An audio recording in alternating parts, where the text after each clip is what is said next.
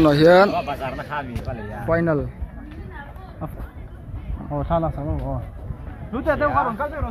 Nói hiện thằng nào đó nó tại VCP lẽ secretary puja vậy. Nói hiện rồi. Tại là số nó có final match. Asen Zarsisan hi rapui under 19 tenia jersey polam pang hi panzol khuang hum under 19 te ani ve thungani khong thunglam pagin kick off ni dona final match nam don khop mai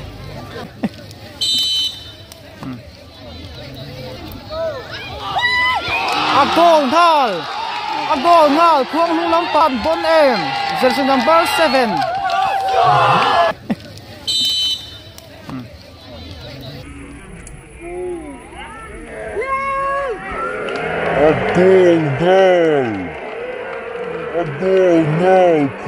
Abahan môi tè đèn em Cả rất chữ Agol răng khóc mày Rapui Lampang goal ampur ngalani tuna kan second thumna tangina second thumna goal ngala khong Lampang go khatin ma an soi ngal final amulam don de a goal ngal pang mai ball vai khatona so lai so feel dai adai thalawa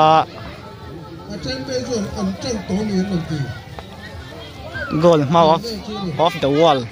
pokon ti theng chu corner dona a kick chelawe ma goal le teu hle mai Khuang Hung Lampang an phur vet to mai sia Vandai moi pasa moi an ball controller zaute pa zautian moi zo kan so abuma moi an across tha a ming wan puya apa uyom em si ming wan puya ni kha hunna la tama alain le thal thai ni Vandai ball head choka zaute Basean ball pian moi pasa maro chu an khong very on defender Lampang his out ball cross tha maro chu manom lo ni olung Lampang in game an player Basean ball la a shot thaya maro chu ding pian all sub taking alo man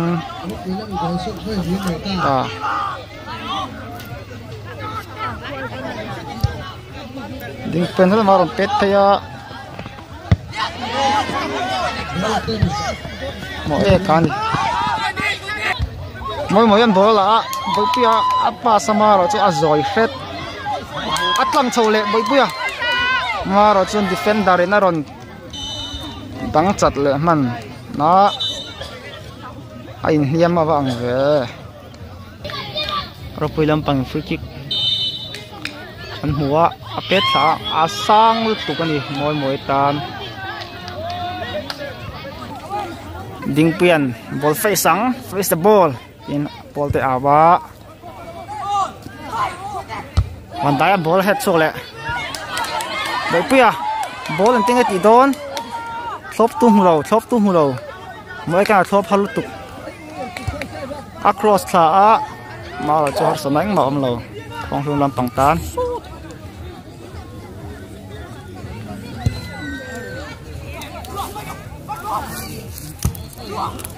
Wazola na head out ta tuyan ball al lut le a ma rot thop tu hi nei man mong thot chin lawa no pujan pang te tran kan ngai mai moi kan Vandai am ball moi avan se san lawe moi an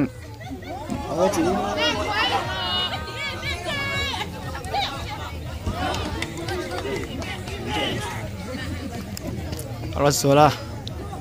a the phaya out le ngal o pulam pang ten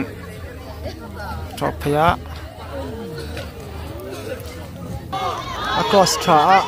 ma kong lum ki pari apa ngai ki par thapa ngai tak ani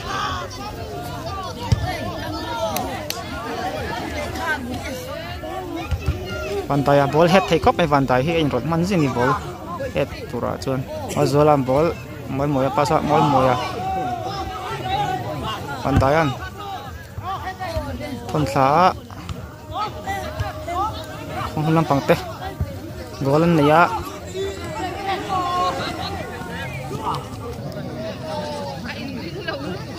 pui lam pangin free kick pet le don ni golan chan ti thengam apet chelo maro chu zoi daw ni pet khare ni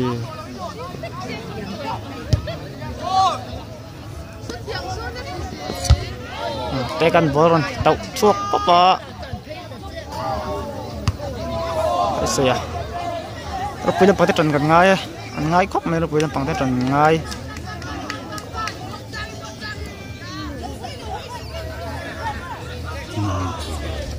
ding pian ball am pet soka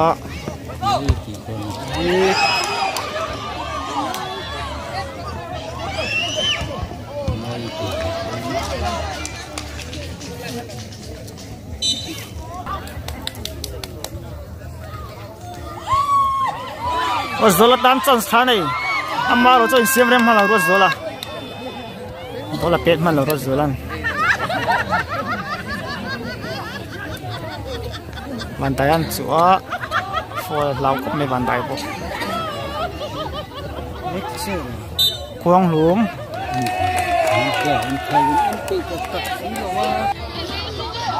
lum under 19 nge champion nga rupi under 19 te champion nang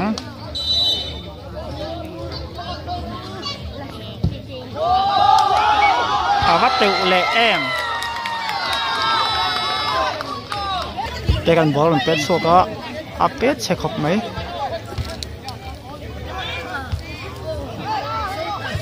bai puya engting ti don moris na ron thopa across tha ma chu sai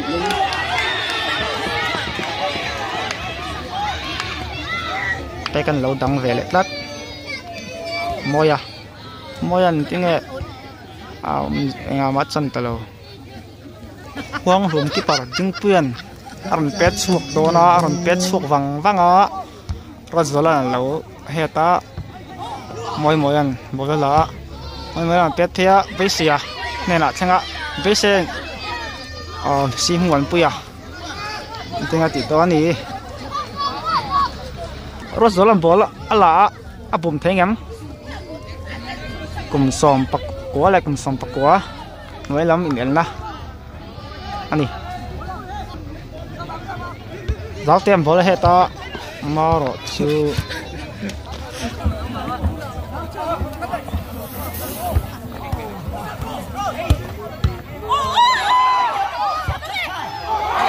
ko le teu na khong lam pang te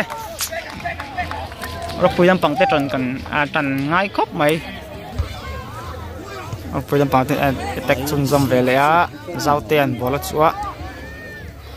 an sei tong khan khuang lum jersey number 7 so goal thun tu goal score kan ya pet goal na lutuk tak mai center tangin pet goal tu pa khani chuan phong thung lam pang te moya fola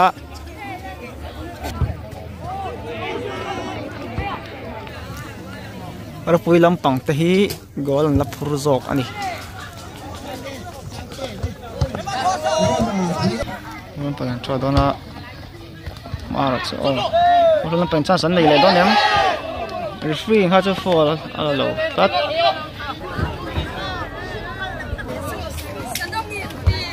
ta tem bola het aya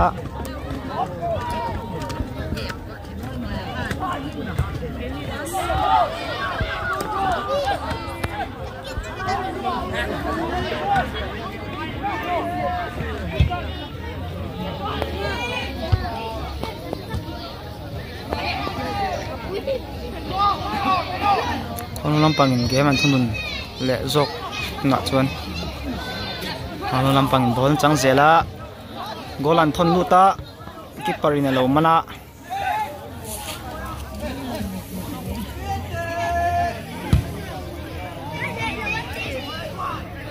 mana bola heta besian uma intin nge chanang atsuang a hian ball ani ro pui lampang anh ấy tách lấy thầy tổ đầu sao tem bố là ama lo chu fall a lo chu ke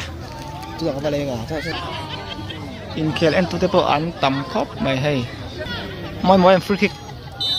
a kick lại dona a kick chia bola petera phong phong pang ball chang chun zom le a van daya tinge ti don van daya ball alos le phong lam pangin an bolon changchung zom zel foite a po a khel thai voin chu a serious ve do hlek to phong lam pangin foite a heta pek sanga aga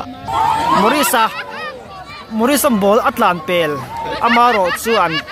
mani ti tho ani mo eka ani kuku boipia ball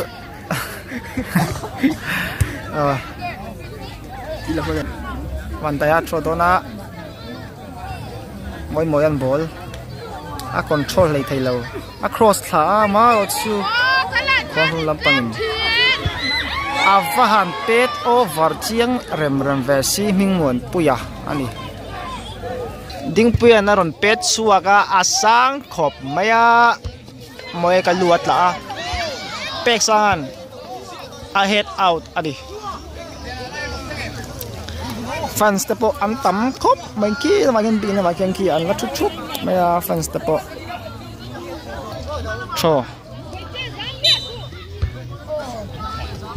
cho hi an visual te orang mai ni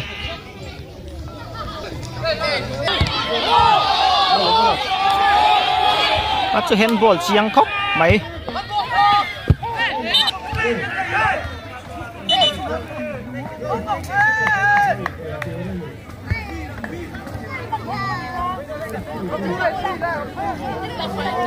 Mantap ya. Boleh lepas dalam cik lah.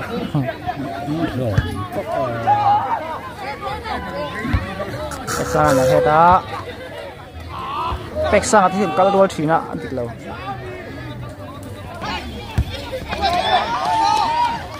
Aku. Ya. Anu cium putih lawan kau. Orang pulang paling kona. Anda ya, awan.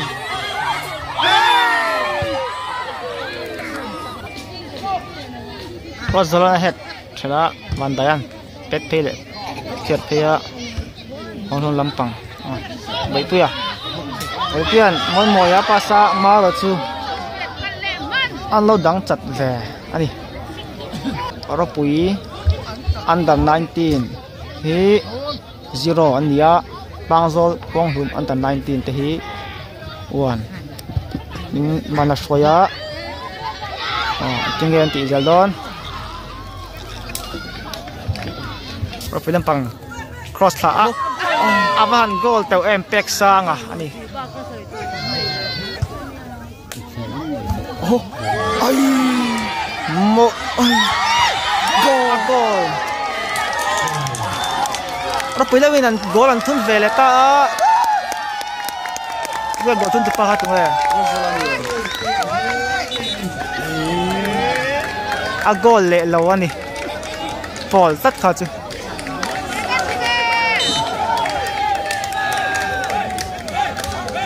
Fes na papuan Trangkop mai Moi ya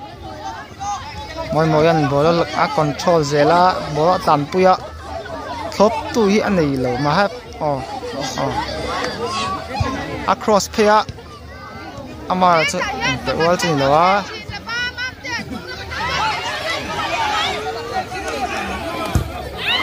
avan pet em sefa mỗi cả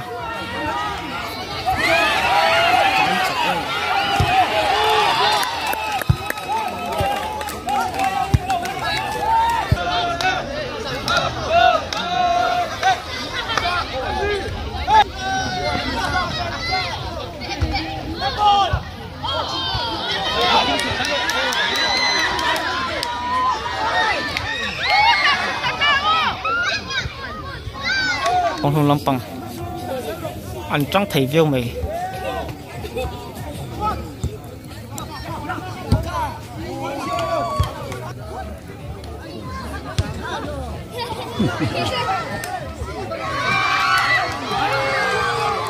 Abahan teu rem em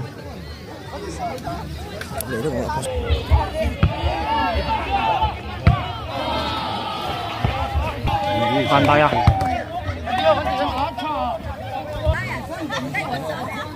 ôi cá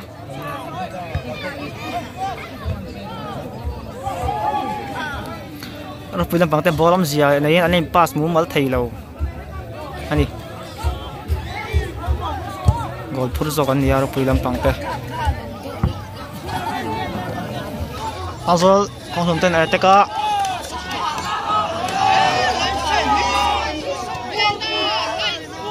phải té à phải té ball vẫn pass cho em con hùng Lampang này té chung giống gì là phải té ball là lẽ mà rồi cho anh làm block sắc man anh hoàn tay à ball là thấy cái mấy hoàn tay hiền thuần lụt bằng vắc ạ ama rồi nó quy Lampang té hiền game adulri khóc mấy scan half anh tin tắc mình khéo chuộc mỏ aron comeback thấy game nó quy Lampang té Marisa anh nắm được bị phui á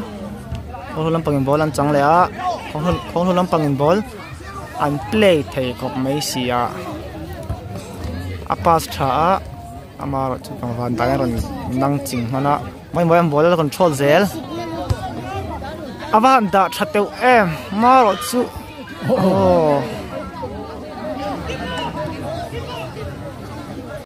le second half tuần lễ đó na rồi quy Lampang tên rồi quy Lampang te tuần anh đang ai dọc anh ấy mà hiền bang dọc khoang lúm Lampang có khả tin mà là xoay nè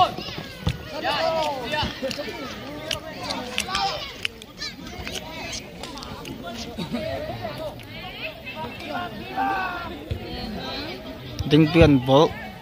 pet xua cá vợ thắc khóc thấy ngay ama rồi chứ phải tiaแล้วโฟเล่ตัดไหมอะฟันตายันอารมณ์เป็นสุดนะโอ้ยโมยอะแฮนด์บอลอันนี้โอ้ยโมยอันบอลละทนท่าครอสท่าวัดโซล่าเป็ดไทยครับไป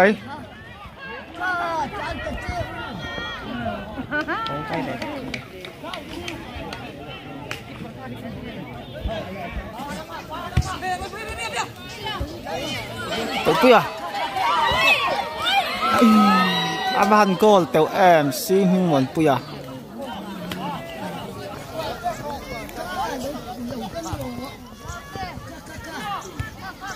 anh want chú thắc cấp mấy mà pe cần lâu đắng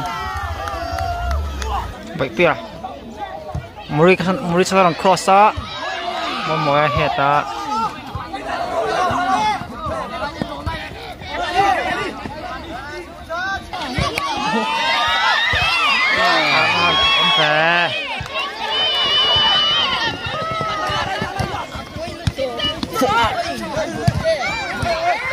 phê giao tè phách nó khóc mấy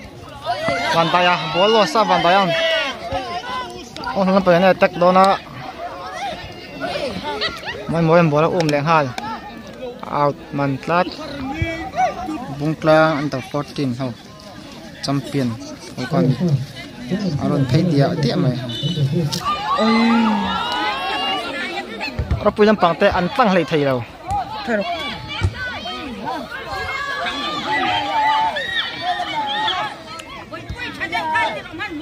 ไปเสียนวันสลับภาษาวันสลับเพี้ย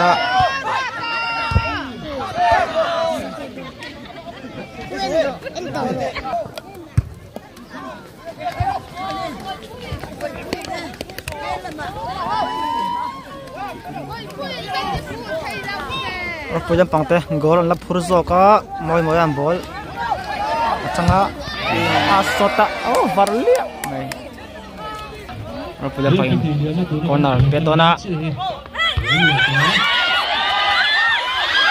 abang gol tu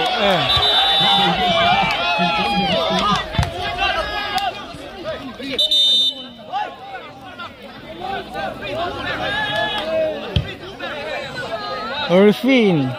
corner Atia linesman goal kick atin bukan ni masih Irfin in tugas yang masuk tadi.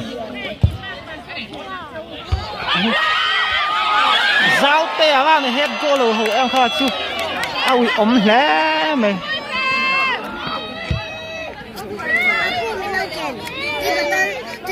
Mau eka. Bandai ming kan soi ngun kop, mai bandai ball. Ain rot man dah ujian ni bandai he. Linesman le referee te an shilir sa mai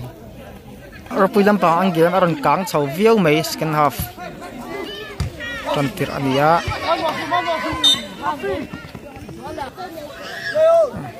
play on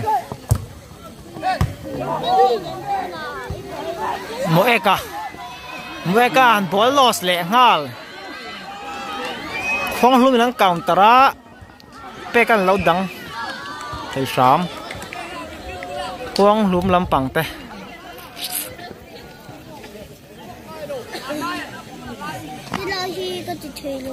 mỗi căn ball rồi zolan này nã thon chả rồi zolan apa mak rồi zolan pet chật tục pekan ball thon lu ta bây giờ nó uma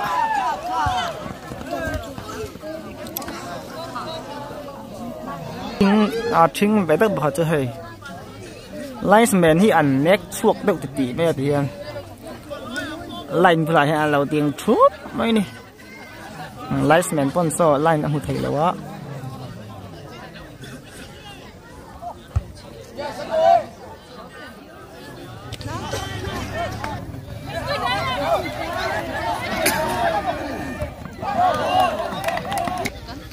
เราปุยลำปังอันเป็ดเละตอนนั้นเคสใช่ไหม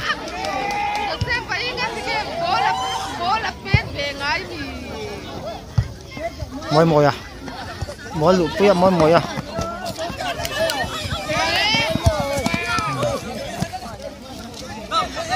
บียร์ปัสฮาละเบียร์กอละตั้งตัวนั้น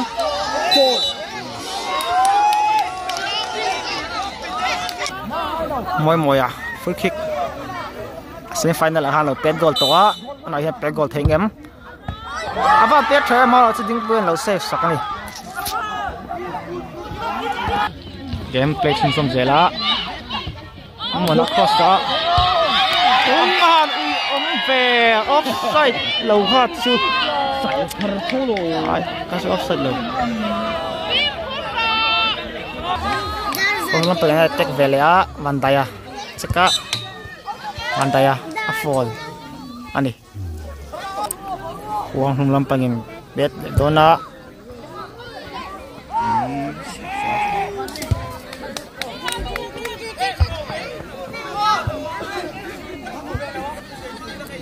จริงเลย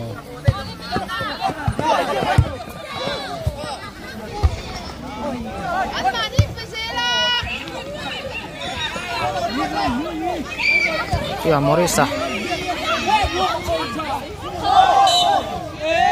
nhưng mình pia là handball Wat zolan moi pasa moi ball thon tha ma su an lo dang le a zatia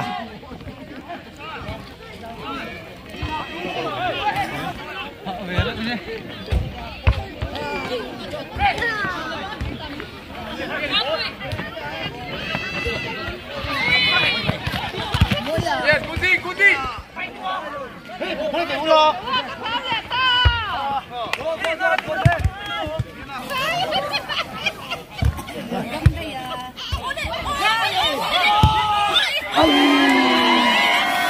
mỗi cả aman pet em maro su goal thu mà pet lâu ani con luôn nóเป็นเป็ดเพี้ยวัดเตียวเลยฟิฟิ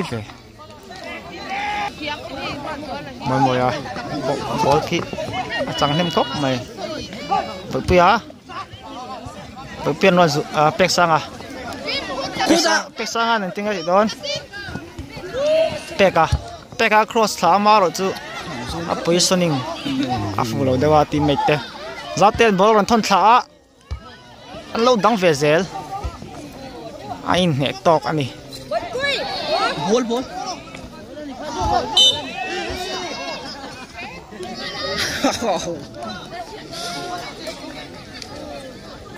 หน่อยเฮียเราไปดำปังซีเหมือนเปียกฟุ้งกระตุ้นแล้วก็ป้าเราจูวาลาเป็ดกระบอลทอนขาตุ้มมาเราจะเป็ดเสกครบไหมห้องลำปังเงี้ยนนเฮดเอาอันนี้เป็กซังอ่ะเป็กซังอันบอลมันเสียแล้วเป็ดสุกเลยตา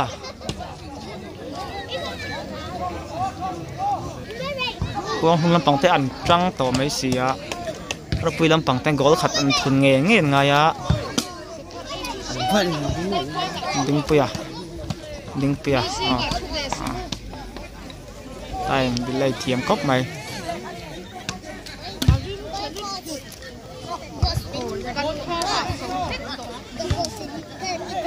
เบสเซียนป้าไปเทเรา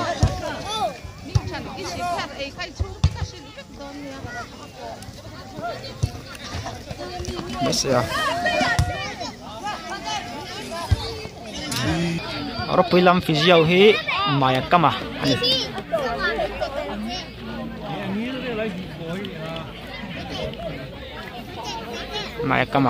ฟิสิโอ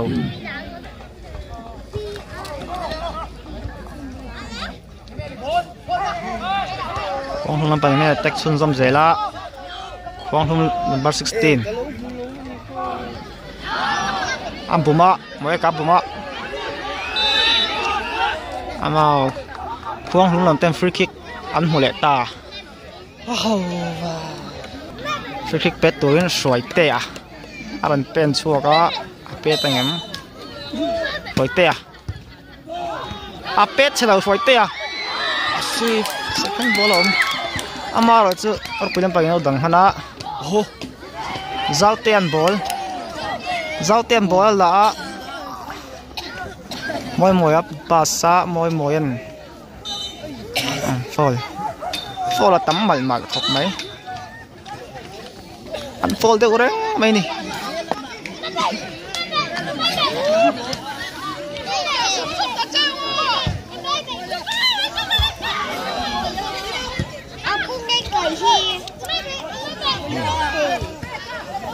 มาโซล่าครอสท่ามาเราจะไลน์แมนอาลูเพอร์ฟะไม่ใช่ออฟไซด์อันนี้เราไปดำปังคุณจะตั้มโตแล้ววะโมยันฟรีคิกเป็ดเลยโดนนะโกละด่าโดนแง่อโปจะตามเสียมโดนโมยเสียมสักก็มาดิ้งเปียรอนจัดจะปะ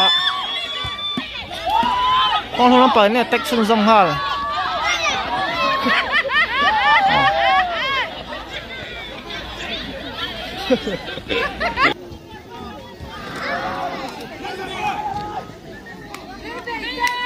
เสีย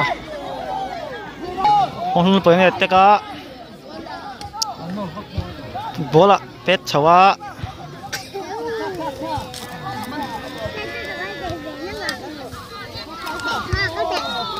เจ้าเตะนี่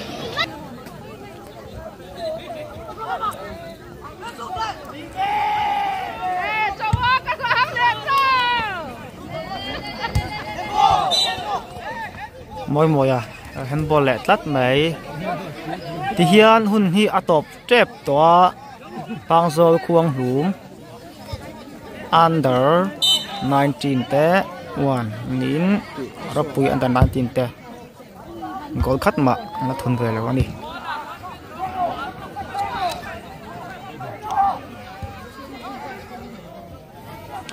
first half pa khan goal rang lo tuk tak main second som thum na leka goal an thun hala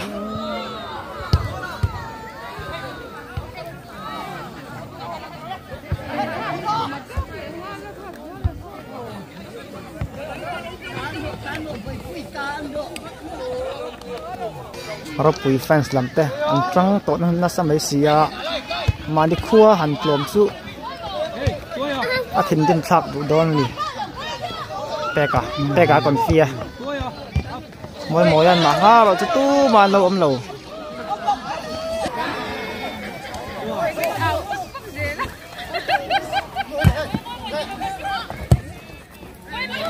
boi puya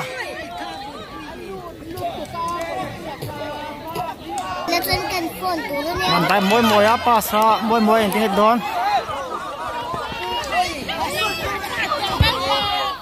นึกว่านะอาฟันอยู่มั่งข้าจูมอริสันบอลจังอ่ะ across ท่ามาเราจะเฉลี่ยตุก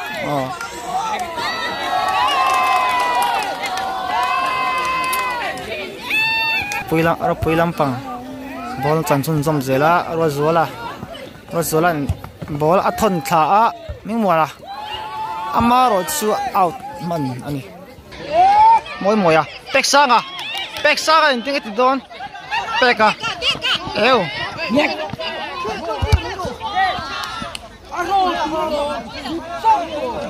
nek ro pilam pang cho zele peka ro attack chau ve a hey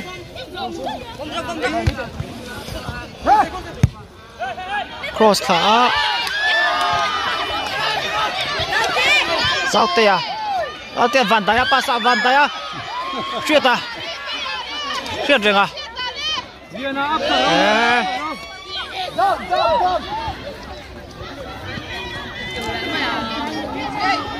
à vắt trái làm chuyện ta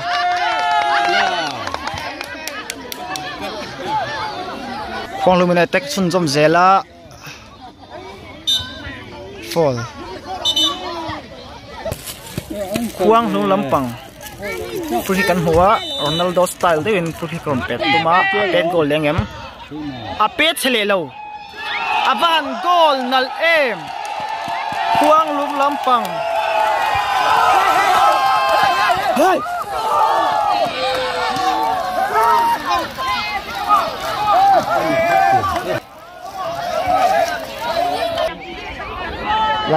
kan kuang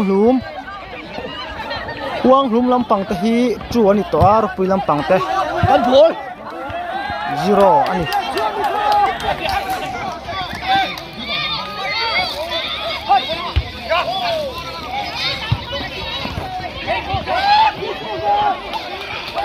kan phoi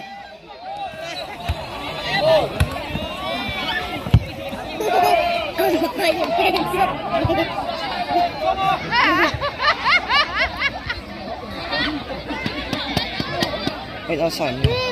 Altuk. Ay alsan. Moi moya. Ball loss leta.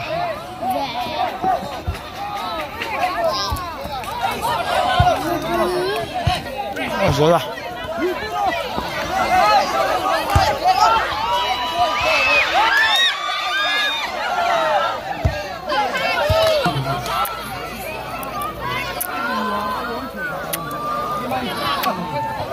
Ni cũng chậm tỏa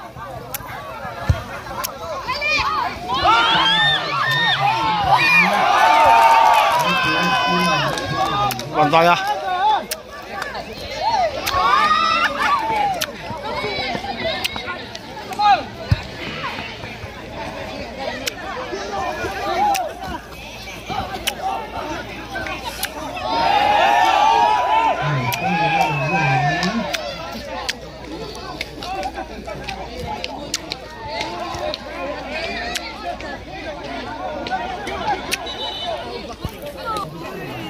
ang fence there kui fence time chopol nok ka dukwan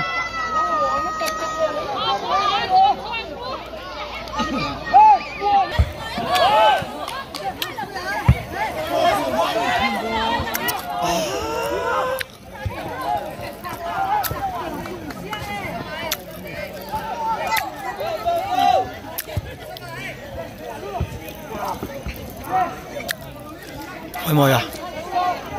ball loss lẹ thân moi po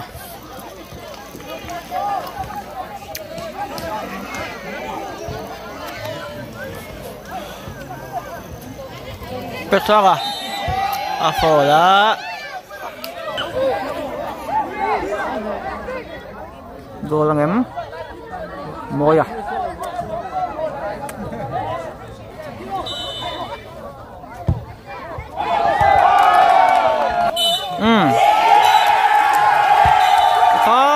Quang Dung Lam Pang Te an champion ta ni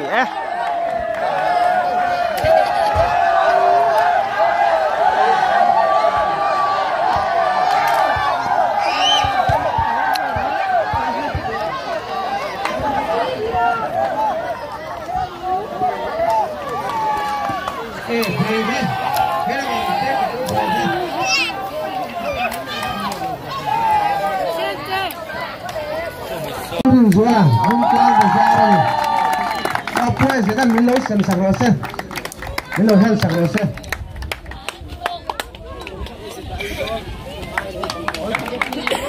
Best player here. Dâu Thần Mua, hôm qua vừa ra. Pupa rồi ha rồi, Pupa rồi ha. Đánh cầu lăng. Về nè. Về rồi xem.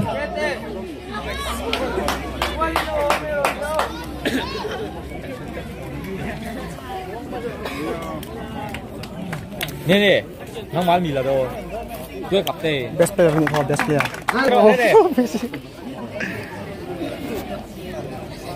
Top scorer here. Ke bala hun moya. Rock FC ani. Kumurahan. Belum masuk. Top scorer moi à Moi ăn đi. Toi nè Best player under 19 là Hian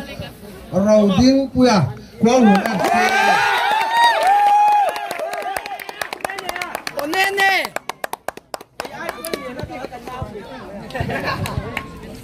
Hello mệt mồ FC anh đi.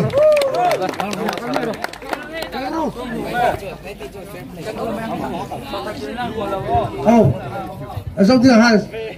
Có tin là hai luôn.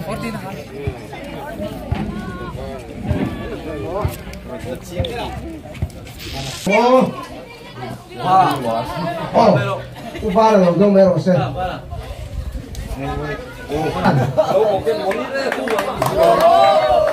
Vung ra rồi. Khi kia học VCP thì nó sẵn sàng sẽ lên.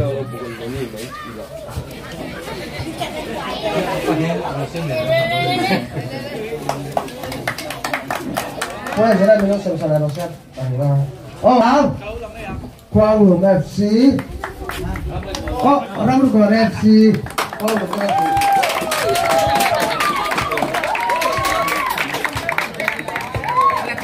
Tôi giờ hai hết đã rồi. Champion hi Quang Hùng FC anh Cái kia rất mạnh champion hi đây là xem để xem hai lỗ này em thế là con mà nghe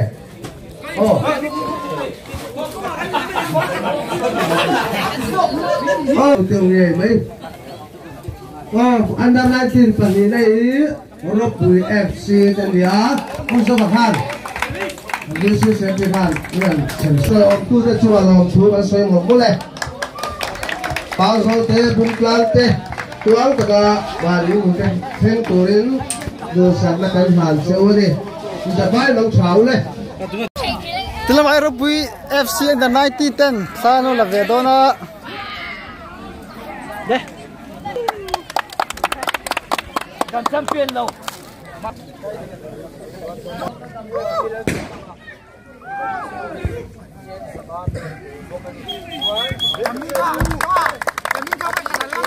Rồi tê à.